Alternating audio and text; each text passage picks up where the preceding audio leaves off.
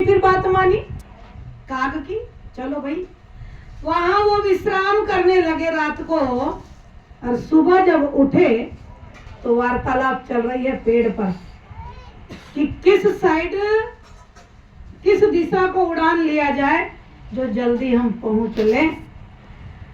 तो वो वार्तालाप चल रही है। सुबह सुबह राजा, उस राज्य का राजा वॉकिंग कर रहा था, मॉर्निंग वॉक, एक पार्क में, महल के बाजू में जो पार्क था, मॉर्निंग वॉक चल रही है। वो पेड़ था उस पार्क में, और उस पेड़ में काग का घोंसला घर था।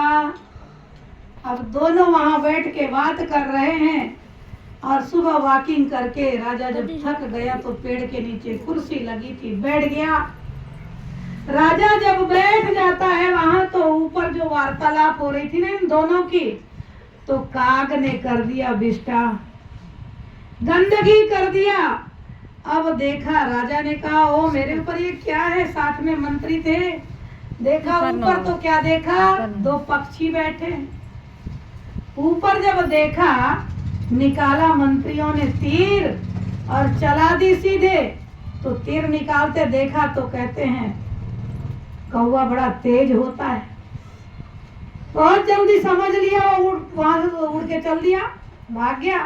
हंस पक्षी बैठा है, वो तीर जाके लगा किसको, हंस को, और हंस गिर गया नीचे, तड़पते हुए गिरा और राजा की गोद में ही गिरा और प्राण त्याग दिया। लेकिन प्राण त्यागने से पहले गिरते के साथ कहता है हंस, हंस कहता है ना हम काको हतो राजन, हम हंस निर्मले जल नीच संग प्रसादेन जातम जन्म निरर्थकम। कहा कि नीच की संगति करने से राजन मेरा जीवन व्यर्थ गया, निरर्थक हो गया।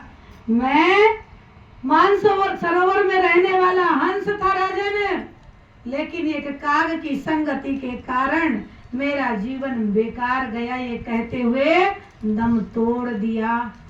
देखिए संगति कैसी थी, उस संगति के कारण, काग की संगति करने से हंस का जीवन बेकार गया। तो क्या सुन रहे थे हम, संगत से गुण उपजे और संगत से गुण जाए। कहाँ कचरा चीनी का भाव बिक गया और हंस नीच की संगति किया